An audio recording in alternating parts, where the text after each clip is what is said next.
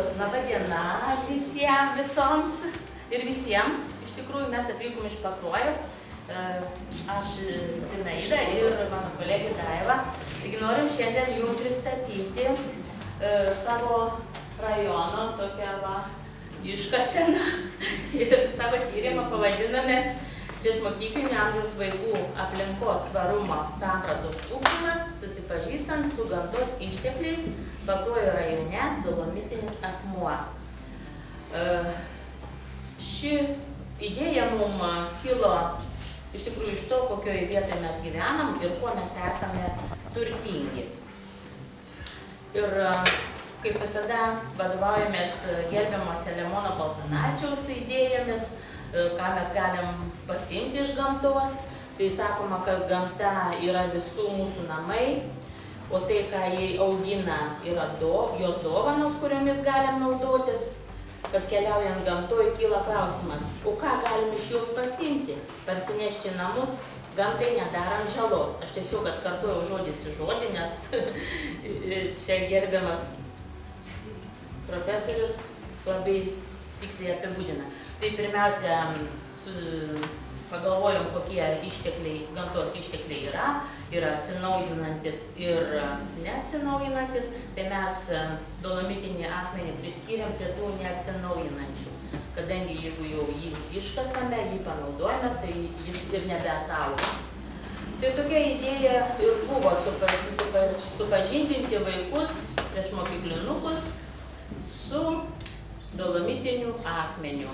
Ir čia matom visą mūsų komandą ir direktorius dolomitinės gamyklos, vėliau papasakosim apie plačiau.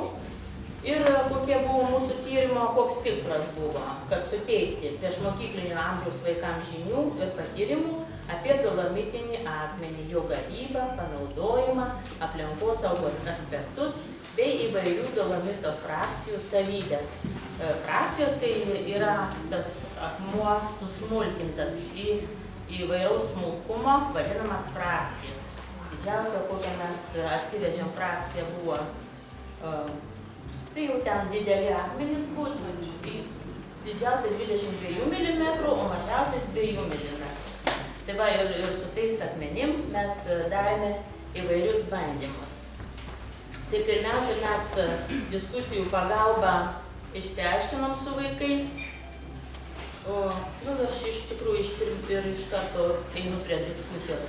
Ką vaikai žino apie tą akmenį? Pirmiausia, klausiam priešmokyklinukų. Ir pasirodo, kad jie apie dolomitinį akmenį tai tikrai nieko nežino. Jiem tai yra paprastas akmuo. Jie kažką ir klausiam, kur jį galima rasti, tai visur, sode, darže, ten kieme, belenkur. Ir iš kur jisai panaudojimas, ir iš viso vaikai apie tai neturi jokių žinių. Ir pirma pažintis tai buvo, pasikvietėme akcinės bendrovės Klovainių Skalda. Pas mus yra 2 karjerai - Klovainių ir Petrašiūnų. 2 yra dolomitinio akmens karjerai, tai mes bendradarbiavom su Klovainių Skalda. Pasikvietėme kaip ten vadinasi jau pareigybės, direktorius, gamybos direktorius, iš tikrųjų, kuris rūpinasi visą gamybą.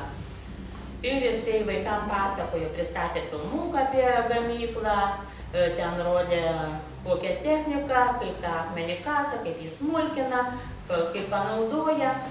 Ir labai vaikai klausinėjo iš tikrųjų daug ir jiems buvo įdomu, kur tą akmenį, kur jį deda paskui, kad ir kelius tiesia, kad ir statybom, ir tiesiog galima trąšom naudoti, pasirodo šiltnamį, pačias smulkiausias ten frakcijas. Ir taip vaikai, pirmiausias ir buvo susipažinimas, jie čiupinėjo, lietė įvairias frakcijas. Ir dabar Daivutė papasakos, ką jie su vaikais bandė, kokius bandymus. Bandymai buvo su dolomitinis akmuo su 11-23 mm frakcijos, 5-8 mm ir 0,2 mm pats smulkiausias. tyrinėdami ir bandydami vaikai stebėjo dolomitinio akmens frakcijų pralaidumą vandenį ir taip pat dolomitinio akmens frakcijų veiksmingumas vandens filtravime. Taip stebėjo, kad labiausiai jam patiko ir skaičiavo, kokiu greičiu subėgo vanduo per stambų, kad jau ruošėsi skaičiuoti 1, 2 ir subėgo tas vanduo, o per smulkiausią tai jis bėgo ilgai, skaičiavo iki 100 ir net daugiau ir net pabūdo. Tai va ir stebėjo, kaip užterštas vanduo prabėga per smulkiausią tą akmenį, kad jisai prabėga daug švaresnis. Jie labai tai nustebino. Ir su kuo užteršėm papildas? Užteršėm su Čies sėklų. Mums pasirodė taip. Kad smulkiausia tokia sėklytė, kuri gali ir su 0,2 mm buvo tas dolomitas. Labai smulkus buvo, kaip smėliukas net. Ir kokios tos išvados mūsų visų. Padidesnis dolomito frakcijos tankis, tuo greičiau prabėga vanduo. Vandens prabėgimo greitis priklauso nuo vandens pylimo intensyvumo. Greitai supiltas vanduo greičiau prabėga pro smulkesnę frakciją negu pro stambesnę. Norint, kad rezultatas būtų tikslus, reikia vandenį pilti vienodu intensyvumu. Vaikams buvo smagu, padedant mokytojai skaičiuoti iki 100 ir daugiau. Bandymas dolomitinio akmens frakcijų veiksmingumas vandens filtravimui išvados, pro didesnio tankio dolomito frakcija prateka daugiau nešvarumų, mažesnio tankio dolomito frakcija praleidžia nedidelį kiekį nešvarumų. Geriausia vandenį išvalo mažiausia tankio dolomito frakcija. Tai vaikai labai stebėjosi, labai smalsiai viską tą. Ir visą savaitę ir tėveliam pasakojo, ir namuose jie norėjo bandyti. Ir aišku, įdomiausia ta pažintinė ekskursija į Klovainių skaldą turėjom kvietimą. Tai labai iš pradžių pakalbėjom, ką matysim, ką jie norės pamatyti. Ir aišku, buvo vau visi autobuso langą, labai patiko ir pačiu mes pirmą kartą iš tikrųjų buvom, nes tik taip pravažiuojam, nieko nematom tų kalnų ir tokių didelių duobių. Tai ir kur randamas dolomitinis akmuo, kaip išgaunamas ir apdorojamas, dolomito panaudojimas statybose, kelių tiesimo bei remonto darbuose, žemės ūkyje, chemijos pramonėje ir panašiai. Aplinkosaugos aspektų susijusių su dolomito gavyba ir naudojimo analizavimas, saugumai ir įrangos svarba, tam tikrų taisyklių gamykloje laikymasis, interaktyvių elementų panaudojimas, dolomito pavyzdžių tyrinėjimas, ugdomosios veiklos, vaizdinė medžiaga, iliustruojanti gavybos, perdirbimo, realizacijos procesą. Čia kelios akimirkos, kaip nukasamas dirvožemio sluoksnis pirmiausia, susmulkytas akmuo, pilamas į krūvas, čia tie traktoriai buvo jau įspūdį, kad yra ir vagonas, kad pilame į vagoną, kokios sunkvežimiai kokie dideli, kad yra laboratorija taip pat, kad neparduoda to, kol nepraeina laboratorijos ir akmens stiprumo bandymo įrenginys yra, kuris labai smūgiuoja ir smulkina stebį. Ir ką sužinojo vaikai grįžę, kad kaip atrodo dolomitinis akmuo, jis būna didesnis ir mažesnis, kad įranda karjerą žemėje, po to sprogdina ir kasa. Iškasa didelius akmenis, paskui smulkina, stumdo su dideliais traktoriais ir veža didelėmis mašinomis.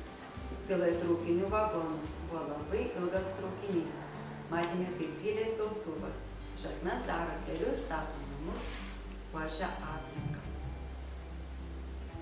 Tai be abejo, kaip ir ugdymo procese galim panaudoti, tai žaidimų kūrime, turime deipo taką lauke ir tyriamoje veikloje žaidimuose.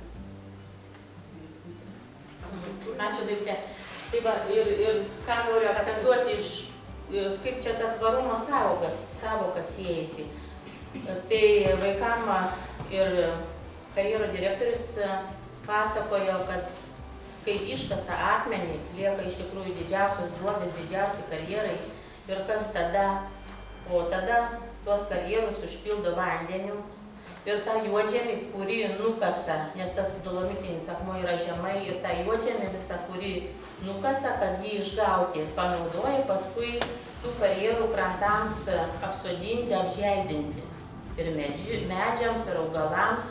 Ir tuose karjeruose ten veisia žuvis, galima žvejoti, daro paplūdimius, galima maudytis. Tai va, ir vaikam akcentavo, va čia ir yra tvarumas, kad va, nepaliekama iškasama ir nepaliekama likimo valiai, kad viskas va sugrįžta, kaip sako, gamtai.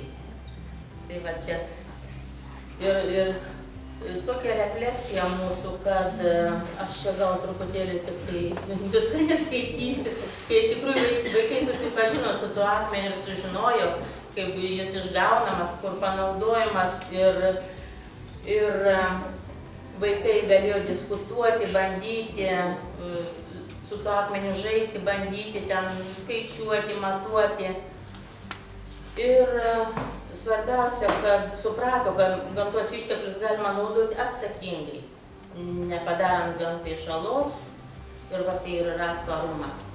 Čia svarbiausias dalykas ir kad visą tą vaikai patirtį jie iš tikrųjų ir toliau kaups ir toliau gilinsis į visą tai jau žinodami kažką, galės ir toliau kurti įvairius projektus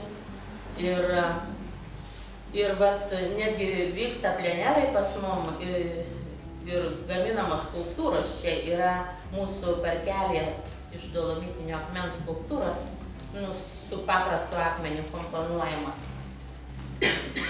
Va ir čia vaikai nors ir mažai žingsneliais, bet tvarumo link. Ir linkim visiems sėkmės visose jūsų darbuose ir mažose žingsneliuose. Tai va tiek, dar turim filmuotos, bet nežinau, ar dar turim minutę. Čia kaip jie skaičiavo vaikai, aš gal atsidarys. Aha, iki to 100.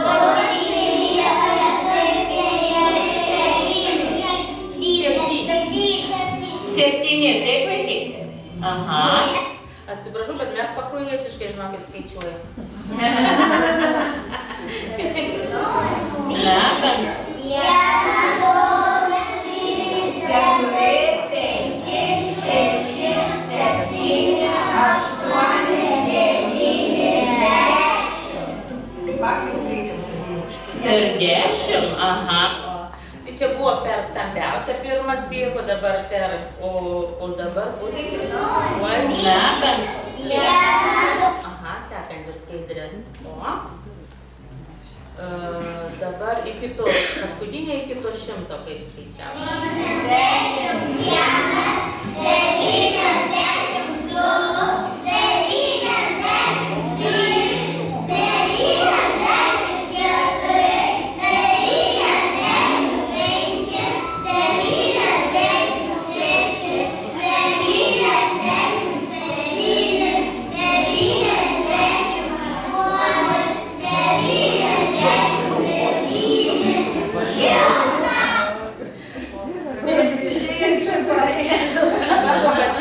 skaičiavimas, jie iš tikrųjų gal taip ir nemokės skaičiuoti,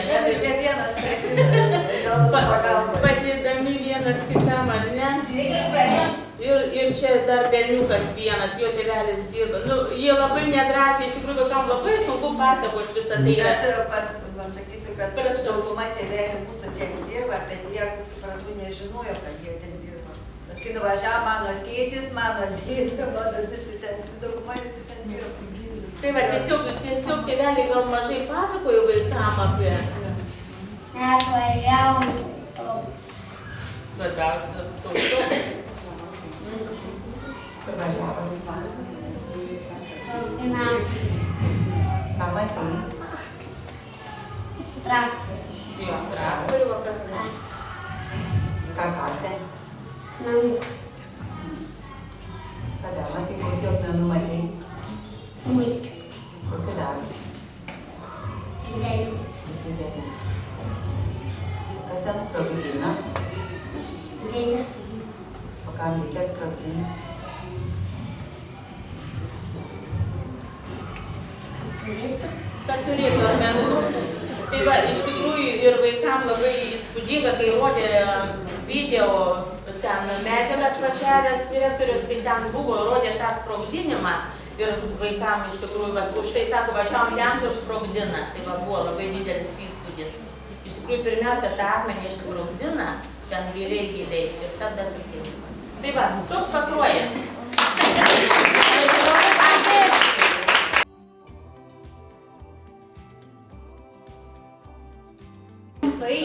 Antroji ta konferencijos sesijos dalis jau visi esame pavargę, tai pabandysiu kiek galbūt žaismingiau, bet laikantis to koncepto rėmo ir trumpiau išdėstyti pagrindinės mintis. Jeigu labai trumpai, kodėl apie tvarumą pasirinkau pranešimo temą, todėl kad studijuoju ir tyrinėju STEAM, tai yra integruoto ugdymo įvairius kontekstus daugiau kaip 10 metų ir šituose projektuose štai buvo keli žingsniai. Pirmas žingsnis, aš pasižiūrėjau per visuotinį žiniatinklį, kiek 23 metais buvo patalpinta įvairių informacinių žinučių susijusių su STEAM ugdymu ir jų buvo virš 3 milijonų.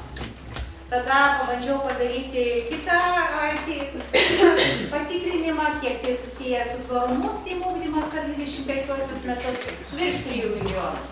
Tai akivaizdu, kad tam tikros sąvokos, kurios yra vartojamos labai dažnai, kurios vartojamos daugelį kontekstų, tam tikrų momentų, tam tikrose situacijose pradeda keisti savo turinį.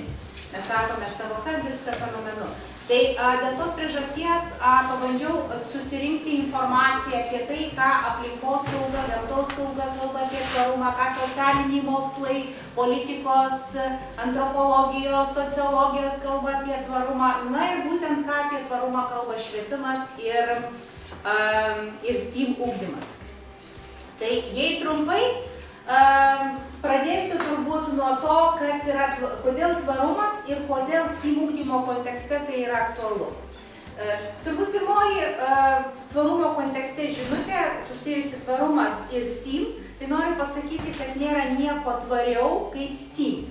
Kodėl? Todėl, kad STEAM nėra absoliučiai jokia nauja idėja. Todėl, kad gamtamokslinis ugdymas susietas su realia gyvenimiška praktika, žinios susietos su technologijomis, su vertybėmis ir su menais buvo labai įvairiai siekiamos pateikti mūsų civilizacijoje jau nuo senų laikų auginant mūsų mažuosius. Taigi pasakos prieš jūsų akis yra absoliučiai 3 tyminės ir absoliučiai tvarios pasakos. Eglė žalčių karalienė, 3 paršiukai ir kada valgysim duoną. Sutinkat? Todėl, kad tai iš tikrųjų yra labai tvaru. Taigi, kalbant apie STEAM ugdymą, mes turime suprasti, kad tai yra naujai atrastas, bet senas dėsningumas, apie tai, kad jeigu mes norime jaunąją kartą išmokyti žinias ne tik taikyti, bet taikyti jas prasmingai, susivokti realaus gyvenimo kontekstuose, mes tas žinias jiems turime ir pateikti integruoti. Štai STEAM yra labai svarbus, ar ne? Jeigu ten giliau stipriai nedekonstruojant šitų pasakų, tai ir kaip grūdinasi geležis, ir kaip reaguoja į liepsną šilkinis siūlas, ir kuri statybinė medžiaga yra akmenesnė, šiaudas, plyta, akmuo tiksliau, ar mediena, visa tai yra šitose pasakose. Taigi, kalbant apie tą tvarumo pirmąjį aspektą, tvarumas ir STEAM, tai pasaka, jeigu tai pasižiūrėti tautinių ir tarptautinių bruožų įgavę, išmoningi, išmintingi ir tvarūs senovės žmonių sukurti pasakojimai apie nepaprastus nuotykius.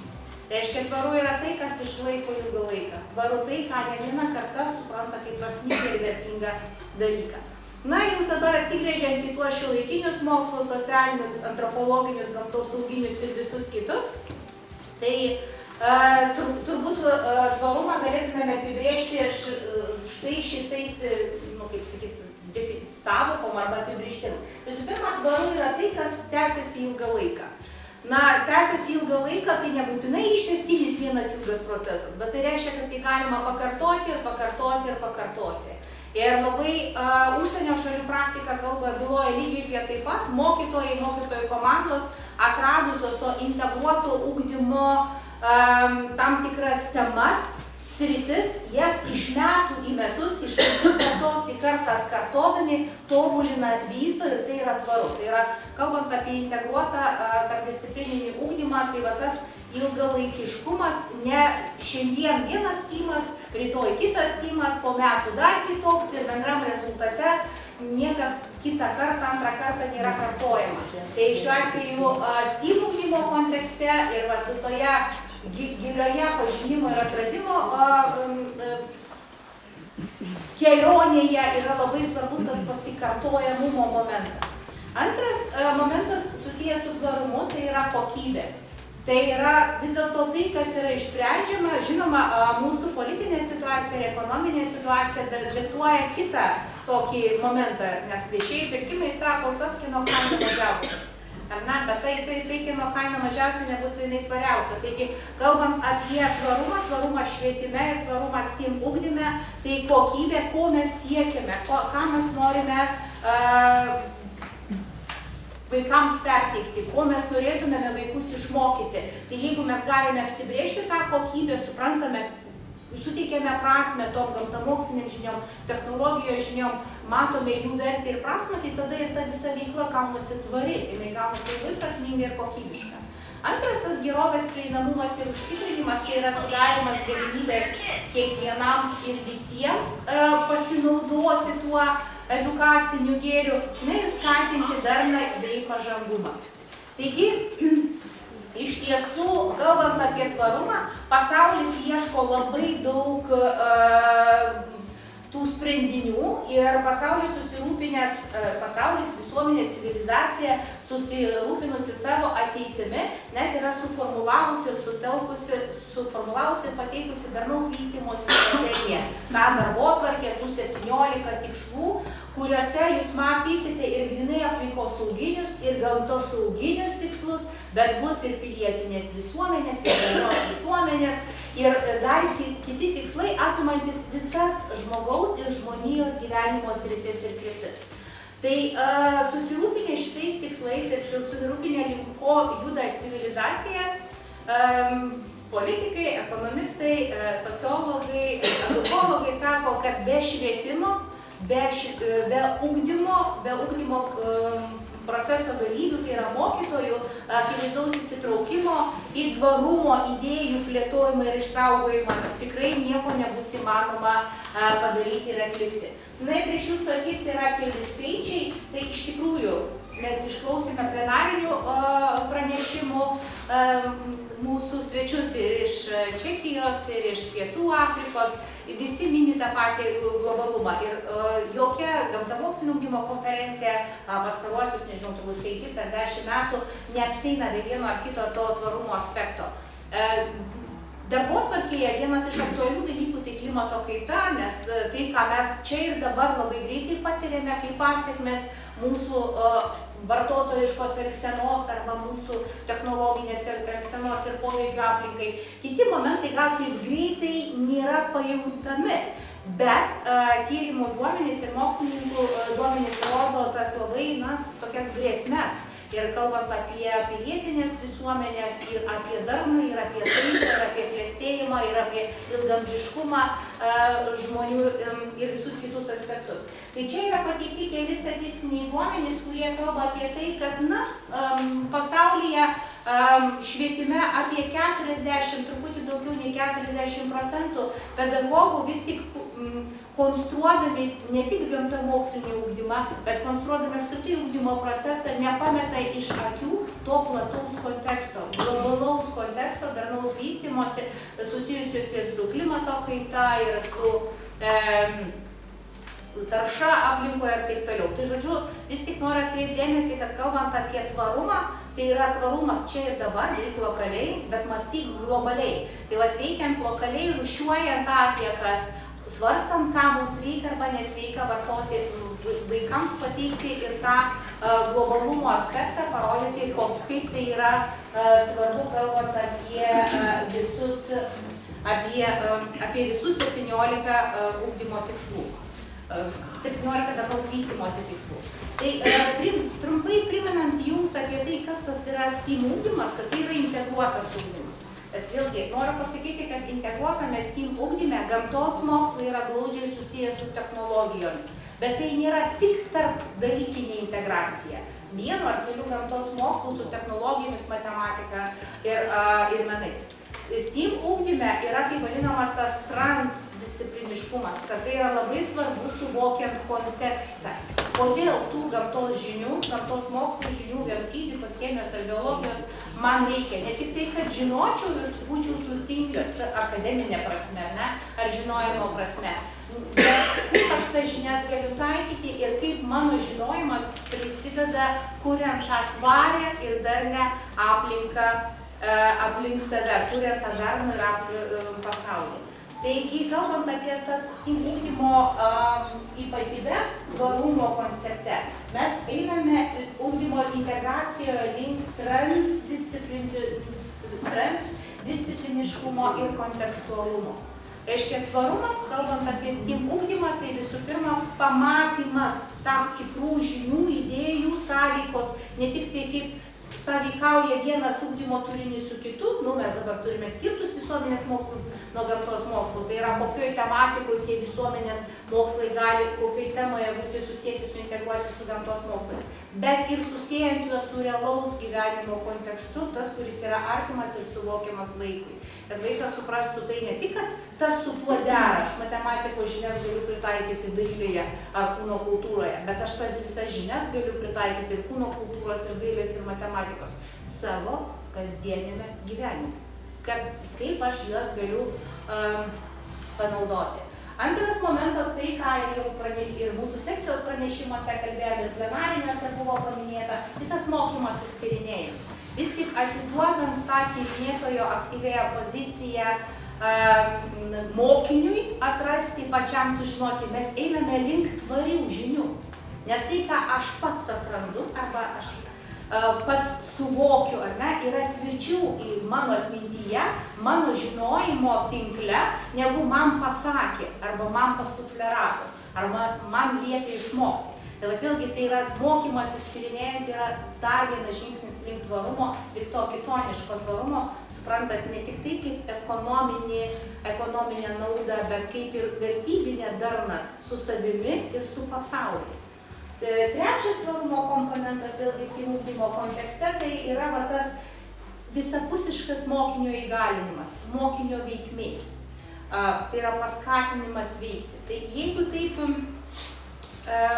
jau trumpiau ir glaudžiau, tai STEAM ugdymo didžiosios tos idėjos tikrai rekomenduoju naudotis darnaus vystymosi strategiją. Darnaus vystymosi strategija kaip tinklapį, informacija yra patalpinta lietuvių kalba. Ir jeigu skaitote anglų kalbą, o jeigu neskaitote, nesijaudinkite dėl to, nes dirbtinis intelektas šiuo atveju teikia pagalbą ir verčia puikiai, beveik puikiai. Būtent galbūt nes reikėtų patiems susiderinti, bet mintis yra daugiau mažiau tikrai aiški. Ir informacija apie einamąjį laikotarpį, visus tuos 17 tikslų, ir gamtamokslinio, aplinkosauginių, gamtosauginių, ir darnios žmonijos, darnaus sambūvio, lygių galimybių, švietimo ir taip toliau. Informacija yra einamuoju metu aktualiai pateikiama tose platformose.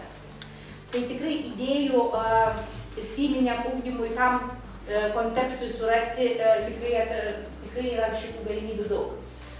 Kitas momentas, kalbant apie tą švietimą darniajam vystymuisi ir tvarumo aspektą. Noriu atkreipti dėmesį, jog STEAM ugdymas į mūsų edukacinę praktiką taip trankiai grįžo, sakykim, su intencija vis tik paskatinti jaunąją kartą giliau ir atidžiau žvelgti į fiziką, matematiką, chemiją, biologiją, inžinerinius mokslus. Pirmasis tikslas buvo šis. Bet vėlgi tame metai po metų atliekant STEAM ugdymo srityje ir rezultatuose įvairius tyrimus tiek Europos Sąjungoje, tiek Jungtinėse Amerikos valstijose, buvo susivokta, kad vien tik tai siekis ir skatinimas gilinti žinias, priartinti sudėtingas fizikos, chemijos teorijas ar sudėtingas biologijos žinias į mokyklinį amžių neduoda tokio tvaraus rezultato, kad vis tik tvarumas ateina per šitas 3 dimensijas. Tai yra kognityvinė mokymosi dimensija, tai yra pamatyti ir suprasti tuos sudėtingus ryšius, kaip funkcionuoja visuomenė, kaip funkcionuoja gamta, ir tas ryšių statytojas yra mokytojas, paskatinantis mokinius arba padedantis atrasti, kur kokie pasikartojimai matematiniai galimi, kokiuose fizikiniuose, chemijos reiškiniuose ir vaiko gyvenime. Antroji labai svarbi yra dimensija tam, kad tas kognityvinis mokymasis ir žinios jos būtų veiksmingos, tai tas socialinis emocinis įsitraukimas. Tai va čia ir kalbant apie tvarumą yra labai svarbu mokiniams neužmiršti perteikti, o kodėl yra svarbu žinoti, kad va šitas medis yra ąžuolas, ne just medis, o ąžuolas, o va štai šitas yra klevas. O kuo skiriasi gluosnis nuo beržo? Vaikas pasakytų, ką ir pasako kai kurie mano audytiniai, sako, koks skirtumas, medis yra medis.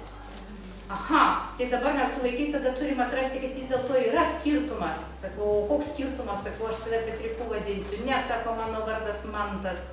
Tai gerai, sakau, koks skirtumas, vardas tai vyriškas, džiaugs, kad neonute.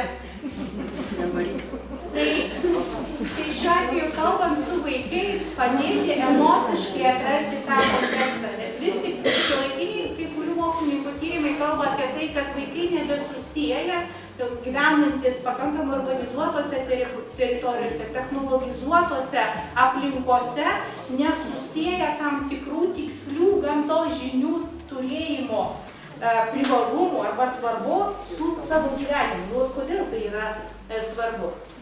Na ir ta C dimensija, ir dalykas yra svarbus tyvinėme ugdyme. Tyvinėme ugdyme svarbu ne tik atrasti, ne tik pamatyti, bet ir suprasti kažkur ir pritaikyti. Padaryti tą, kaip mes žiūrėjome, filtravimo įrenginį, vėjo malūnėlį, vandens malūnėlį, ar ne, padaryti kažko, padaryti, įprasminti tai, ką dabar atrado vaikai, vaikų grupė, tyrinėdami vieną ar kitą gamtos reiškinį. Tai va, kalbant apie tvarumą, ugdymo srityje, švietimo srityje yra labai svarbu nepamesti visų šitų dimensijų. Ir čia, žinoma, STEAM ugdymas ateina į labai tokią, suteikia tokią labai didelę pagalbą.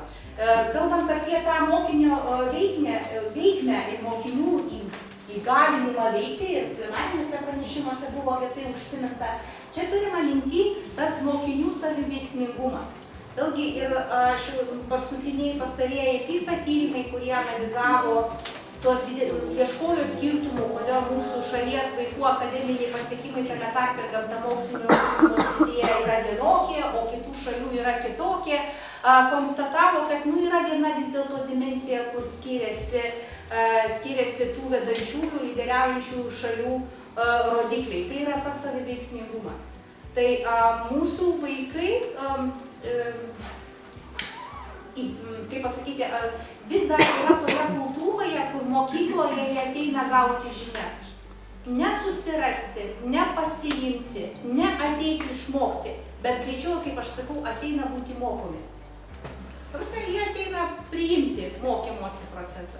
Tai va čia šiuo atveju STEAM ugdymas, kuriame yra labai svarbi ta proaktyvi mokinio veikla, proaktyvus mokinio įsitraukimas į tyrinėjimą ir to tyrinėjimo paskui galutinį įprasminimą, pavertimą daiktų, kultūrinių produktų ar meninių produktų, yra labai svarbi dedamoji. Na, kalbam apie tą mokinių veikmę, tai ne tik tai kaip jų paskatinimas atlikinėti mokslinius tyrimus, bet ir labiau pasitikėjimas jais kaip aktyviais besimokančiaisiais. Ir iš tikrųjų, man galbūt šitą temą kalbėti su vyresniųjų klasių mokytojais visada būna sudėtingiau, nes toks griežtesnis pasipriešinimas būna iš auditorijos. Iki mokyklinio pradinio ugdymo pedagogai, jie tą mokinio veiklą priima jau tikrai kaip savaime suprantamą dalyką, kad reikia neužgožti vaikų iniciatyvos, skatinti, bet kalbant apie tą gamtamokslinį ugdymą ir tą kognityvinį kontekstą, sako, truputį stokojame laiko. Stokojame laiko, nes jeigu išmokti tai, ko reikia pagal programas ir leisti vaikams studijuoti, gilintis taip, kaip jie nori, mes netelpame į tvarkaraščius. Tai atsakydama į šį klausimą galiu pacituoti tai, ką sako šiuolaikinė edukacija. Šiuolaikinė edukacija sako, kad jeigu vienas mokytojas bandys išspręsti mokinių veikmės klausimą, tai bus vargiai ar sunkiai jam įgyvendinama užduotis. Bet jei visa mokyklos bendruomenė tai darys, tai yra įmanoma. Nes tam tikri sprendimai galimi priimti mokinių veikmai, paskatinti galimi ne klasės lygių, bet mokyklos lygių ir kaip puikiai veikia.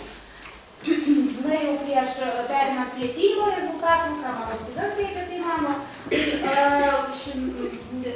Tarptautinio bendradarbiavimo organizacija šiuo atveju, vėlgi kalbant apie STEAM ugdymą ir tą tvarumą, žinių ir išmokimo tvarumo išsaugojimą, sako apie tai, kad tas ciklas numatymo, veiksmo, refleksijos, tai yra nebūtinai su tyriamąja veikla, bet su visa mokymosi veikla. Numatau, žinau, ko turiu išmokti, atlieku tos veiksmus, kad tai išmokti, kad tai galėčiau išmokti ir paskui reflektuoju, kaip man pasisekė. Tai jeigu šito mokymosi tokios rutinos arba ciklo laikomosi organizuojant ir planuojant ugdymo procesą, tai tas žinių ir išmokimo tvarumas išlieka. Nes mokinys pats žino, kur jisai eina.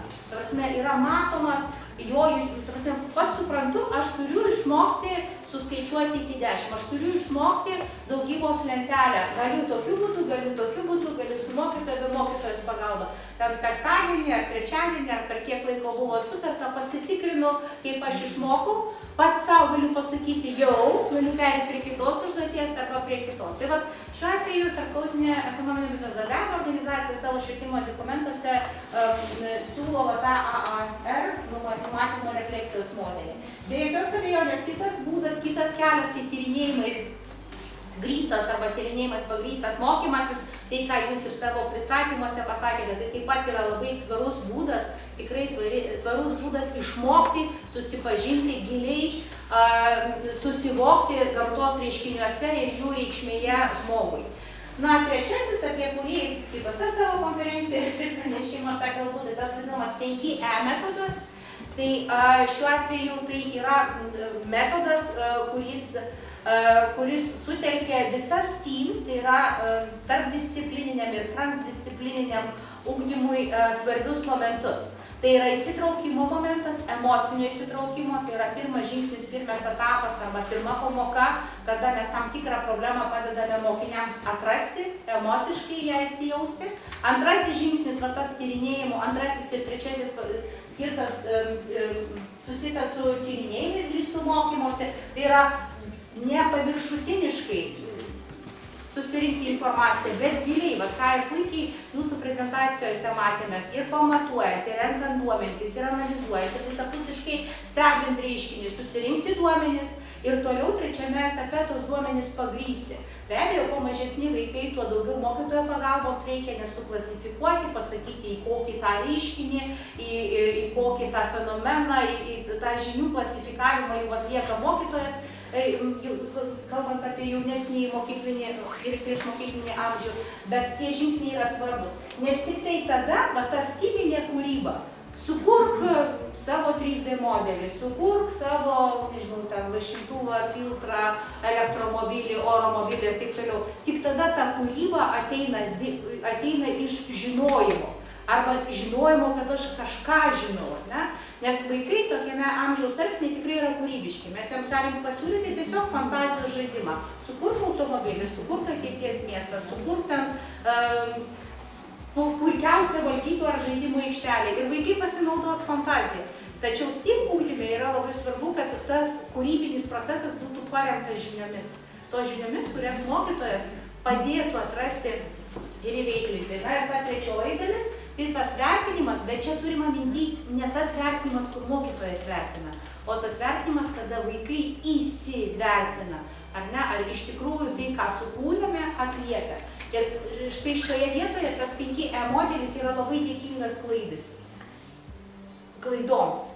Net jeigu kažką darėme ir mums nepavyko, bet prie to nepavykusio kūrinio, stovinti mokinių komanda gali paaiškinti, kodėl tai nepavyko, reiškia, STEAMas pavyko. Reiškia, pati mintis ir idėja tikrai pavyko ir tai yra labai svarbus aspektas. Na, kalbant apie apie tą tvarumo aspektą, rengiant STEAM projektus ir pradinėme ugdyme, man buvo įdomu paklausinėti savo studentų, savo aukštojoje mokykloje. Tai jeigu trumpai, nesigilinant į tą tyrimo pačią atlikimo metodologiją, galiu pasakyti, kad šiuolaikinė jaunoji karta, o tai buvo studentai, kurie iš mokyklinio suolo atėjo į aukštosios mokyklos suolą, sakykime taip. Tai anot jų tvarumas tai yra visų pirma aplinkosauginės žinios. Ir kuo daugiau apie ekologiją, apie saugomas Lietuvos teritorijas, darnaus vystymosi, strategijos tikslus sugebame vaikams papasakoti, tuo daugiau ir arčiau to tvarumo esame. Antras momentas, tvarumas tai atsakingas vartojimas. Tai, ką ir jūs minėjote, tai ir savo kasdienio darbo aplinkos sutvarkymas atsakingas, priemonių medžiagų naudojimas ir apskritai atsakingas vartojimas įvairių kitų mokomųjų, nebūtinai mokomųjų gyvenimiškų objektų, daiktų. Ir tvarumas kaip pagrįstų problemos sprendimų paieška.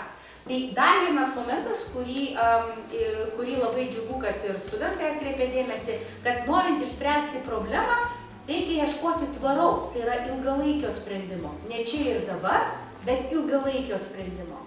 Tai ir čia, ieškant čia ir dabar ilgalaikio sprendimo, tai galvant apie iš tos didaktinės pusės, tai mokinių gebėjimas ir įgūdžiai susirinkti informaciją, ją analizuoti informaciją, susirinkti duomenis ir juos apdoroti. Tai jeigu trumpai ir vienu sakiniu, tai tvarūs STEAM projektai, tai yra projektai plėtojantis ir gilinantis mokinių gamtos, visuomenės mokslų žinias, gebėjimą jas taikyti ir skatinantis prasmingai veikti realiame gyvenime. Jeigu vienu sakiniu. Kas tai yra tvarumas? Šiaip jau Albertas Einšteinas, žinomas mokslininkas ir tyrinėtojas, taip pat minėjo savo viename iš pasisakymų pasaką.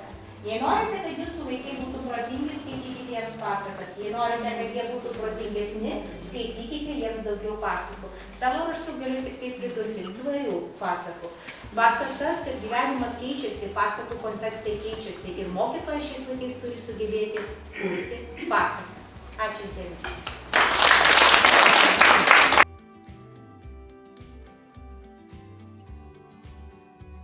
Sveiki atvykę į Plungės Lopšelį darželio Rūtelę. Po įvairiausių labai protingų pranešimų bandysiu papasakoti tai, ką mes darželėje darom, kaip mes gyvenam ir parodyti pačią kasdienybę. Jeigu mes kalbėtumėm apie tvarumą, tai ekologinės, darnaus vystymosi, tvarumo, gamtosaugos, aplinkosaugos temos yra gvildenamos jau 50 metų, jeigu nedaugiau. Tačiau jeigu mes pažiūrėtumėm į šitą darnų vystymąsi arba tvarumą žmogaus akimis, pamatytumėm, kad mes dažniausiai darnumu ir aplinkosaugą rūpinamės tik viešokiais, fragmentiškai, retkarčiais. Lygiai tas pats yra mokyklos lygmenių arba valstybinių lygmenių. Jeigu teoriškai žiūrint, darnų įvystymasi ir 17 jo strategijos rodiklių arba tikslų galima sudėti vaizdžiai taip ant paprastą kėdę, kuris stovi ant 4 kojų. Ir perfrazuojant darnaus vystymosi strategijos tikslus, perkeliant į mokyklą ir ypatingai į darželį, mes galim tą pačią kėdę pastatyti ties patirtiniu. Viena koja taps patirtiniu ugdymu, sveikatai palankia mityba, savanorystė ir aktyvia fizinė veikla. Jeigu kalbėtumėm apie patį ugdymą, tai mūsų darželį mes turim metinės, kai mokytojai rašo metinius planus, mes turim nusimatę gaires, kurios yra orientuotos į darnaus vystymosi tikslus ir kiekvieną mėnesį mes skiriam tam tikrai temai, kurią gvildenam šiek tiek plačiau, integruojam į visas veiklas, kurios vyksta darželėje. Tiek grupių mokytojai, tiek meninio ugdymo mokytojai, tiek švietimo pagalbos ir neformalaus ugdymo organizatoriai. Ir darnaus vystymosi arba tvarumo mintis atėjo labai pamažu. Ir kas tai yra tvaru, kas tai yra darnu, ateina tik su metais mes draugaujam su darnumu jau 20 metų, ko gero. Ir kas tai yra tvaru? Ar šitie du pavyzdžiai, kurie yra ant lentos, ar tai yra tvaru? O gal tvaru yra šitaip, kai galima surinkti, sudėti, padaryti ir lengvai išardyti? O galbūt yra taip, kai kažkokias priemonės pagaminam ir jas naudojam, Jūratė, kiek metų? Mūsų pavaduotojų jau gal, ko gero, kokie 25 metai. Ir vis randam jiems vietą naujai. Tai, o gal taip? Nes jeigu priemonė ugdymui, skirta ugdymui arba vaikų lavinimui, vaikų patirčiai yra vienkartinė, tai galbūt jos neverta klijuoti karštais klijais, blizginti blizgučiais, kas netausoja gamtos, o daryti taip, kad tai būtų lengvai išardoma ir panaudojama dar ne vieną kartą. Ir dar keletas pavyzdžių, kaip mes naudojam senus daiktus ne vieną kartą. Tai šachmatų maišeliai siūti iš atraižų, įvairiausia buitinė technika. Ir labai daug mokomės per patirtį, kaip ir visi darželiai Lietuvoje. Daug tyrinėjame, pažįstame iš arti, sukauptas žinias naudojam inžinerijai, projektavimui, net programavimui. Taip pat keliaudami į miestą neleidžiam laiko tuščiai.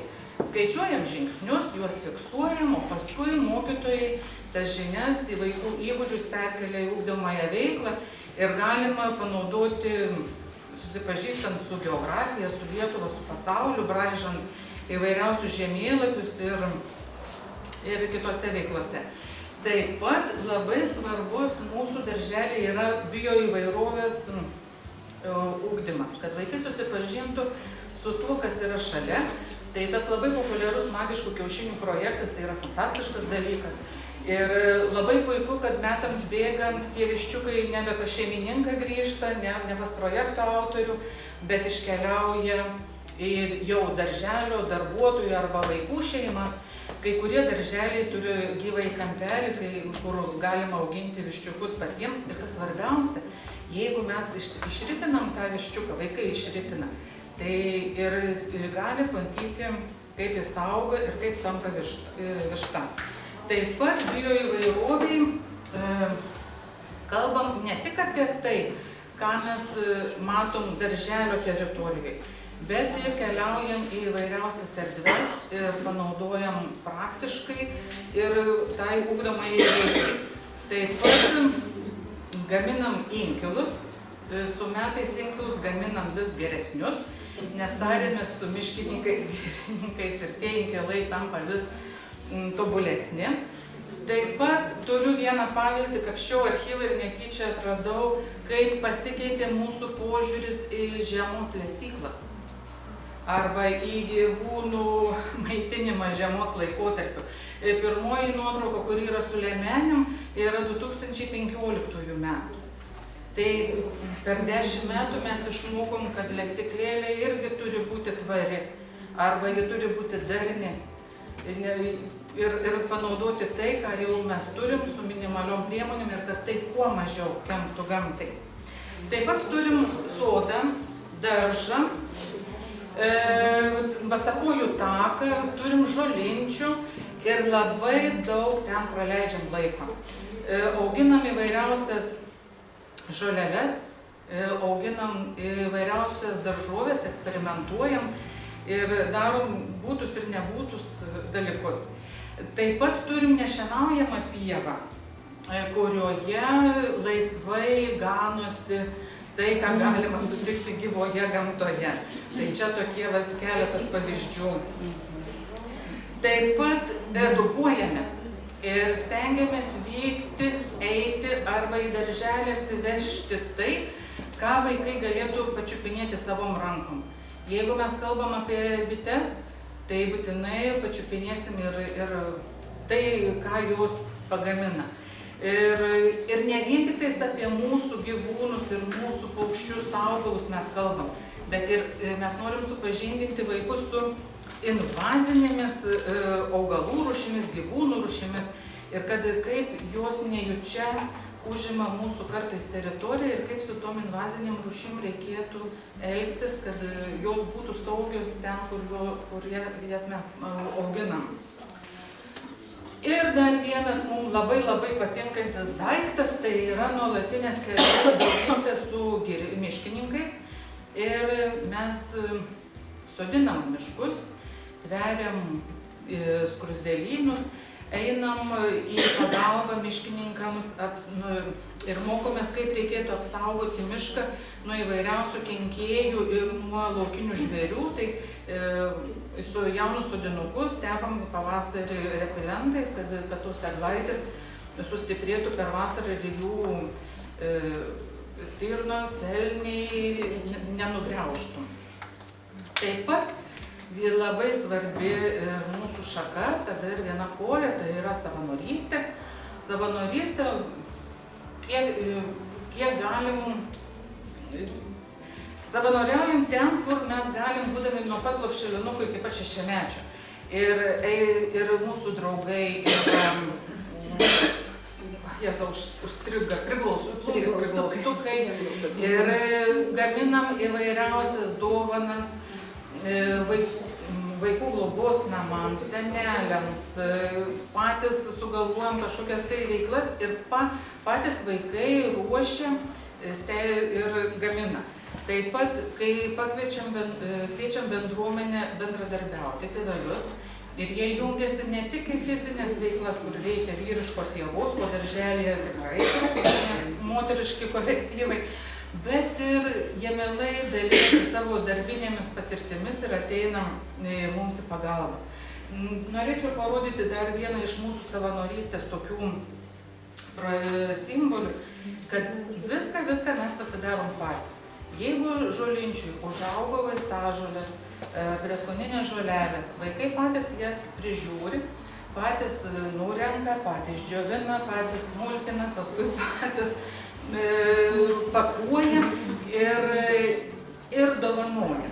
Tai čia va porą tokių pavyzdžių, lygiai taip pat su vaisiais.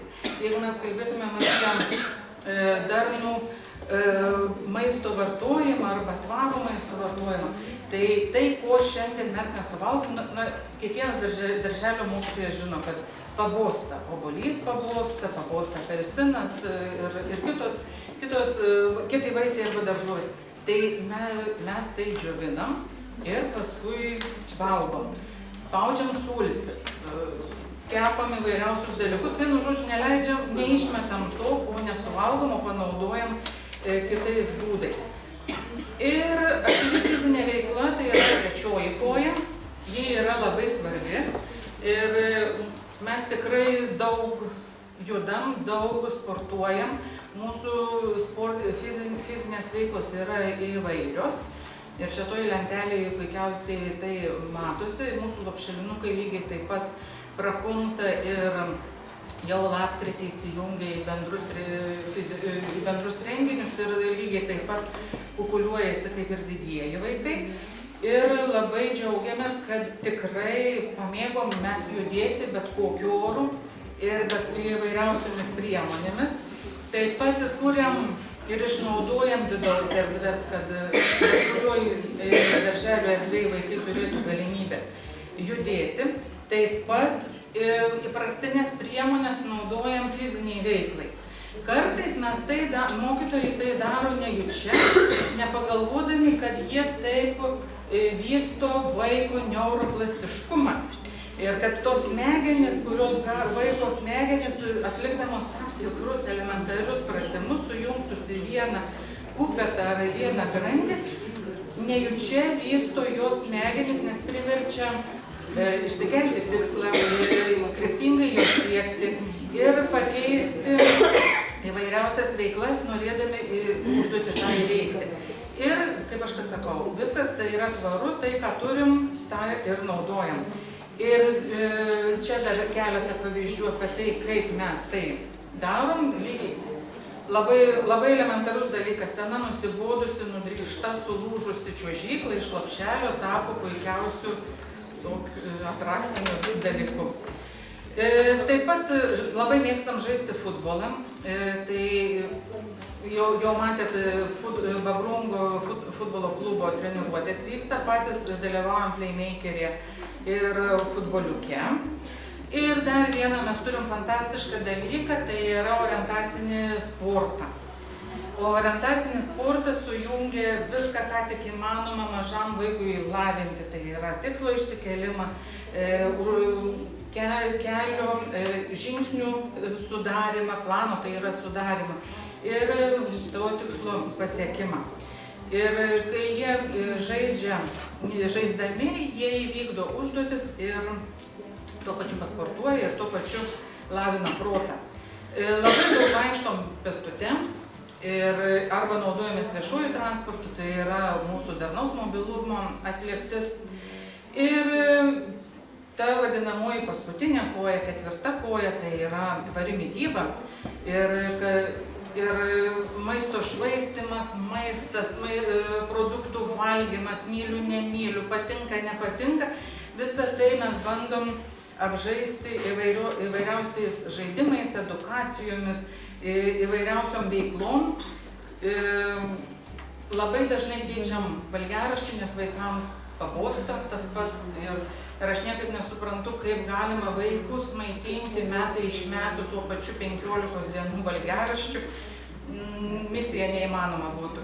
Ir vaikai, čia nuotrauka yra, buvo pas mus moliūkų savaitė, turėjom labai daug ūkininkų padovanotų moliūkų, džiaugiamės jais, valgėme ir juos tyrinėjom. Tai, ką užauginam ant balangių, irgi suvartojam arba išnešam į sodą. Ir bandom padaryti viską praktiškai, kad jeigu vaikai, kaip pavyzdys čia, pasisodino pavasarį bulves, taliais jie visą vasarą prižiūrėjo, atėjo ruduo, derlių nukasė ir pats tą derlių suvalgė. Ir dažnai kalbame su tėvais, diskutuojam apie tai, ką vaikai mėgsta, ko nemėgsta. Kviečiam tėvus valgyti kartu su mumis. Ir tikrai tų tėvų daug turėjom ir išbandė, ko gero, visus patiekalus. Tai atsiliepimai iš tų mūsų pietų.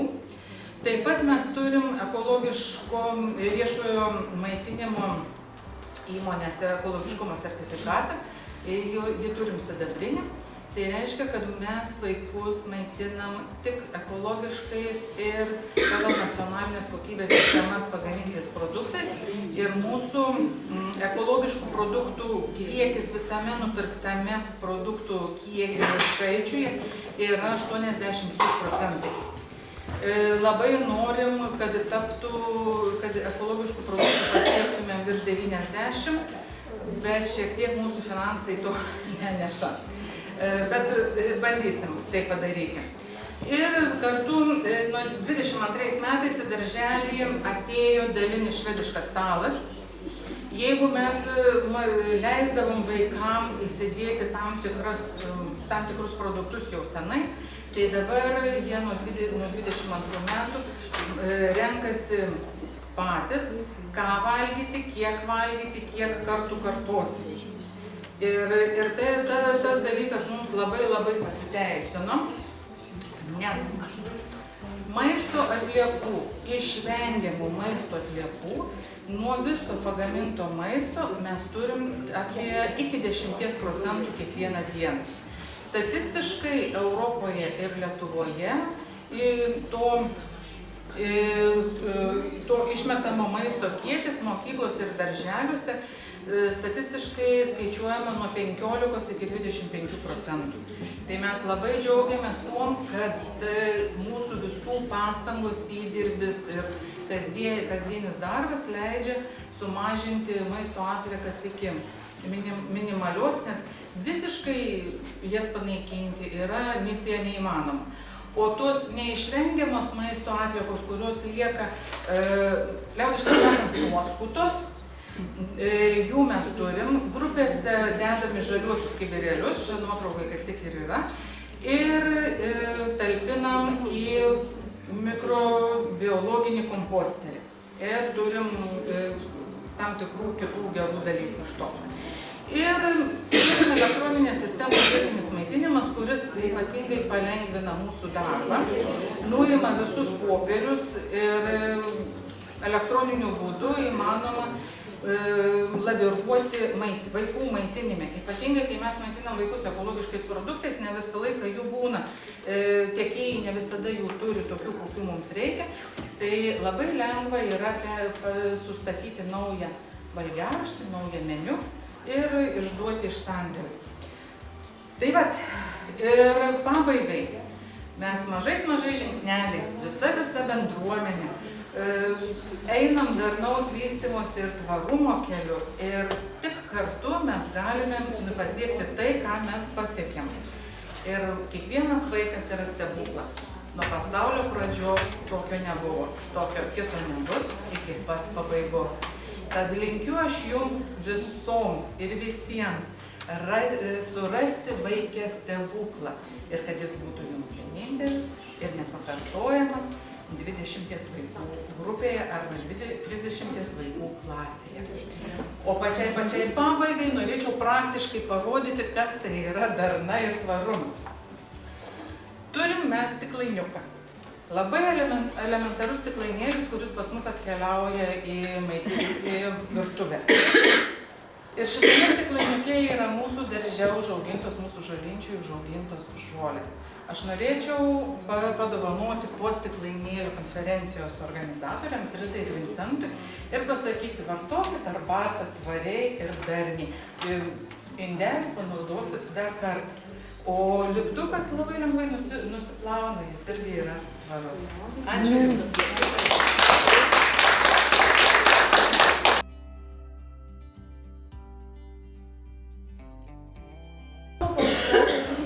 Bet ko gero pradėsiu nuo šio leidinio pristatymo, nežinau, ar jūs jį matėte ar ne, virtualioje aplinkoje jisai yra įkeltas ir čia šitą leidinį parengė tikrai mums gerai žinoma komanda, štai autoriai Šarūnas Gerulaitis, Almantas Kulbis, Onutė Motiejūnaitė, Tomas Pocius ir dar vienas žmogus, architektas, kuris irgi labai prisidėjo, kad pristatyti tas edukacinės erdves, nes mes gamtininkai vienaip jas suprantam, o architektūros specialistai kitaip. Ir kitą kartą tai, kas jiems gražu, mums gali būti visai nenaudinga. Iš tiesų tikrai buvo ieškota tokio gražaus dialogo. Na ir edukacinės aplinkos, kaip jos suprantamos, na tai kažkokią tai tokią edukacinę, edukuojančią vertę turinčios erdvės. Ir jos gali būti įvairiausios, gali būti gamtinės, gali būti socialinės, jeigu čia mes tikrai motyvaciją kažkokią ugdom nuotaiką vaikų stebim kažkokiose erdvėse. Arba tos fizinės aplinkos, tai kur tikrai suprastumėm kaip kažkokias technologijas, pastatus ir panašiai. Tai šitą knygą tikrai galite parsisiųsti, nagrinėti, pasižiūrėti. Na ir dar viena knyga,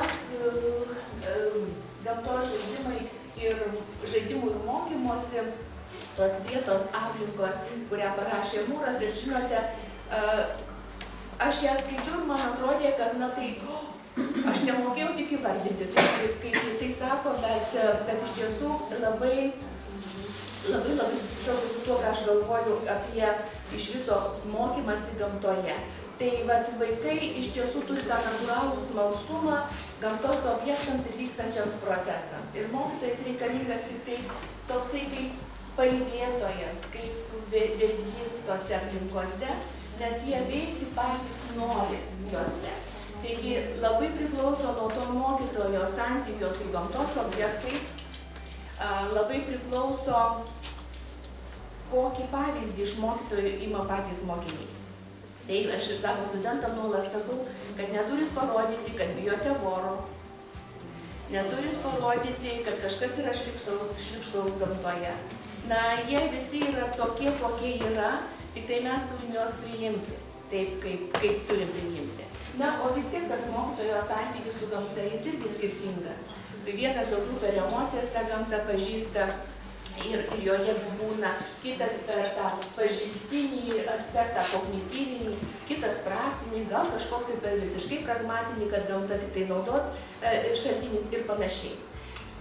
Ir dabar turėdama savo vaikystės studentus, kur iki mokyklinio ir pradinio ugdymo mokytojus mes rengiam, ir antram kurse aš turiu daug disciplinų, tikrai žinau, kad tiem studentam nusibostų iki gyvo kaklo, nes turiu 10 kreditų vien tik tai didaktikų, gyvosios gamtos didaktikos ir negyvosios gamtos ir dar plus krašto pažinimo praktikumą, na tai tikrai dar 2,5 mano kredito, tai aš tikrai jiems labai per tą semestrą apsibostų, bet tai kągi darysi ir tiesiog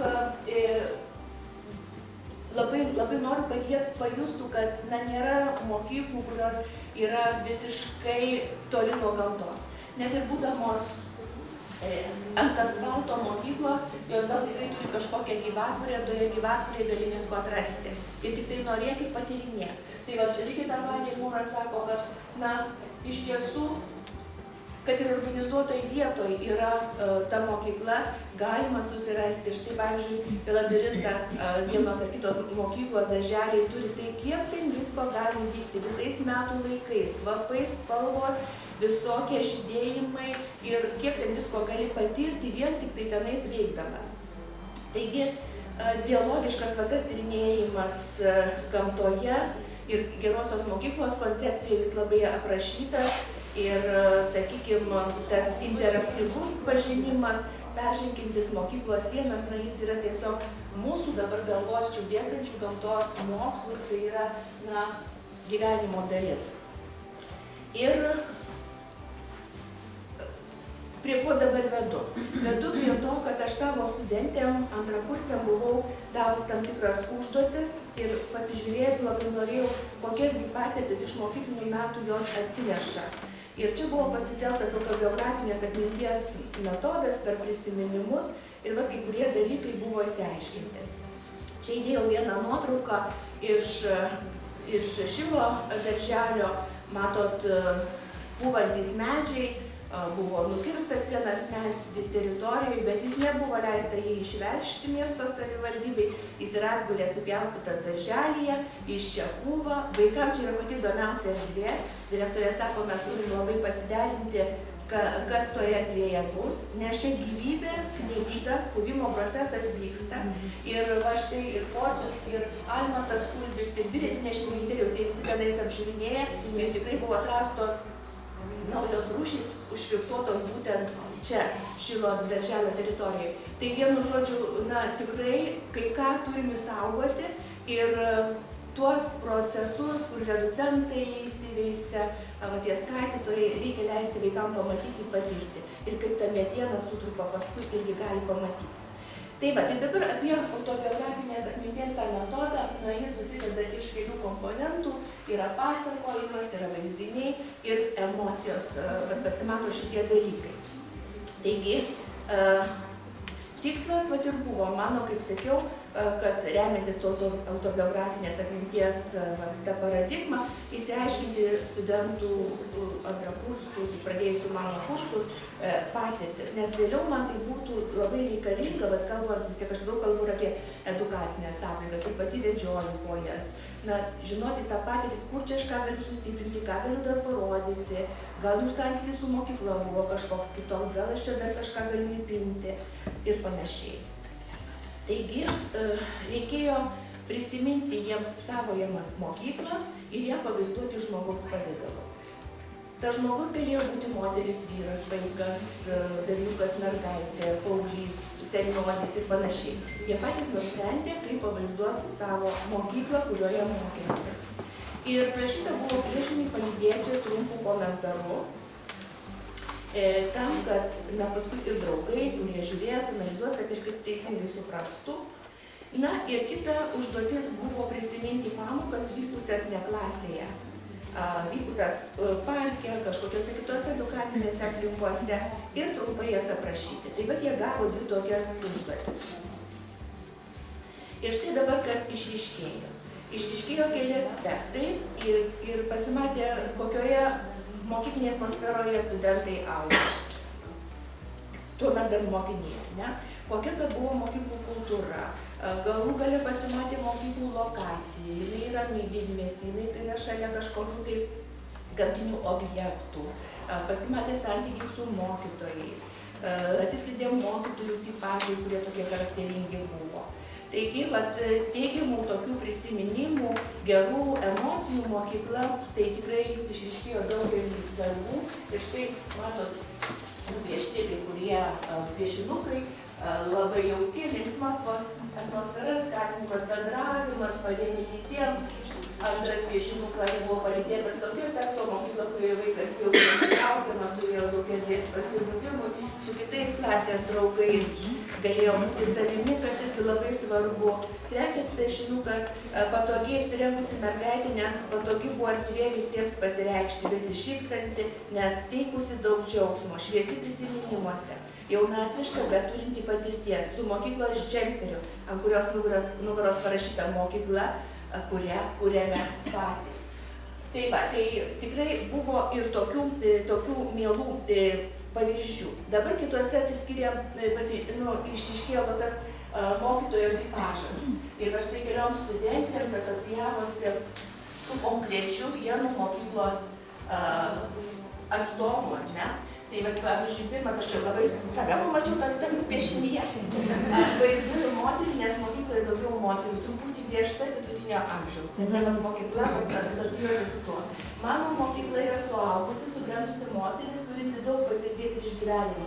Mano mokykla buvo katalikiška, matome kryžiukas ar ne kaklo. Tai eidavome su klase į bažnyčią, kai vykdavo bažnytinės šventės. Trečias, mano mokykla buvo sena neamžinių požiūrių. Buvo labai piktas direktorius, todėl vaizdavau močiutę, laikančią dūdelę. Tai viltis, nes groja muzika. Dabar apžadėjau mokyklą ir matau, kad pasikeitė administracija. Vaikai joje laimingesni. Na, bet iš tiesų priverčia pagalvoti, ar ne, ką mes kartais kaip mokytojai galbūt darom ir ne taip kažkaip gal. Nu, iš tiesų dabar Lietuvoje daug tokių buvo, kai moksleiviai iš gyvenimo pasitraukė ir tiesiog mokytojai priversti išeiti, tikrai kažkokio tai tokio dialogo toje vietoje, kur kūriamas pedagoginis susitikimas, kažkas tame vyksta ne taip. Trečia grupė tų darbų, kur buvo paminėta, kad mokykla labai sportiška, bet tam fiziniam aktyvumui, sveikos gyvensenos aspektui buvo skiriama daug vietos. Tai va čia ir piešiama, kadangi mokyklos teritorijoje daug gėlių, augalų, ant mergaitės galvos pavaizdavau gėles, kiti todėl, kad viskas skiriama sportui. Kita tinklinį vaizduoja, kad buvo daug to tinklinio, mokykla kultivavo tą sporto šaką labai iš. Ir štai dar vienas toksai, kurio iliustracijos nebėdėjau, mokykloje nors ir neturėjome tikrų gamtamokslinių pamokų, vis tiek daug laiko praleidom šalia esančiame parke ir užsiimdavom sportinės veiklomis. Ir buvo piešta mergaitė su kamuoliu ir su gėle. Tai va, gamtamokslinės pamokos kaip ir buvo toli nuo gamtos, bet vis tiek pavaizduota buvo šitaip.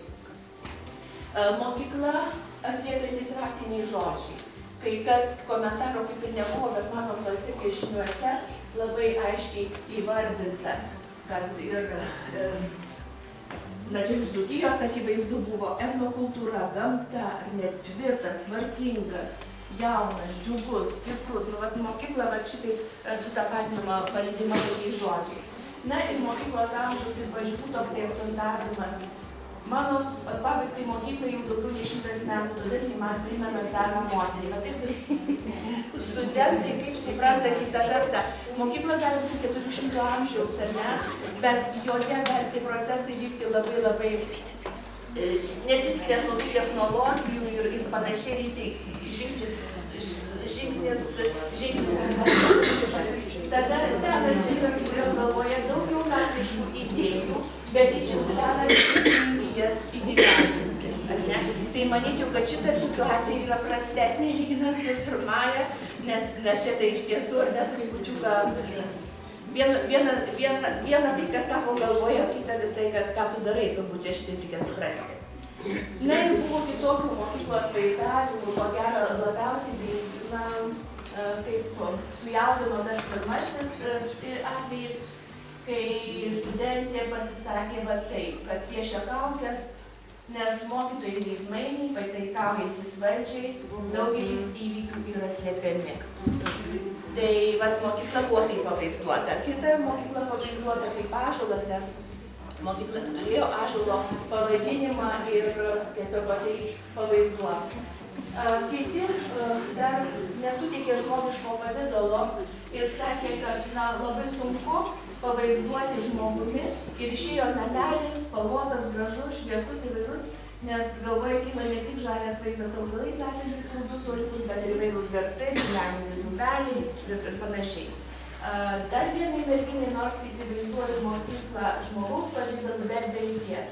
Bet koks žmogus atėjęs į mokyklą, laikų bėga, atranda save ir eina savo pažinimo keliu. Tai va tai buvo apibūdinta jų patirtis, mokyklinė patirtis.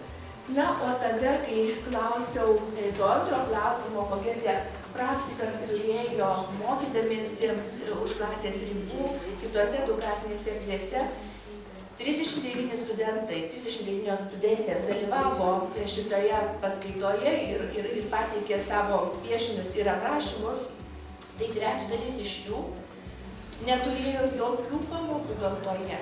Jų ne tai, kad gamtoje, kitose edukacinėse erdvėse. Jų galvoje tik tai klasė ir daugiau nieko. Ir viena rašo, kad sako, aš matydavau, kaip kiti mokytojai veda tas pamokas kieme kažkur. Bet tai nebuvo mano klasiai, tos pamokos. Bet kaip šitas dalykas ilgai išlieka, kaip ilgai užkabina. Vis tik aš sakau, čia yra didžiausia mūsų investicija, kad mes galim padaryti, vesti pamokas kažkur kitur, nes jos labai išlieka vaikų atmintyje. Tai va, dabar tie 2/3, kurie tokių patirčių turėjo, tai žiūrėkit, 10 buvo tų, kurie siejo su pasaulio pažinimu. Reiškia, jų atsiminimai iš pradinės mokyklos. Ne iš vyresnių klasių, o iš pradinės mokyklos, kai buvo pasaulio pažinimas. Tai ką jie sliekus augino, rauštukus nešė, juos atmaitindavo, sodindavo gėlės, mokyklos daržą.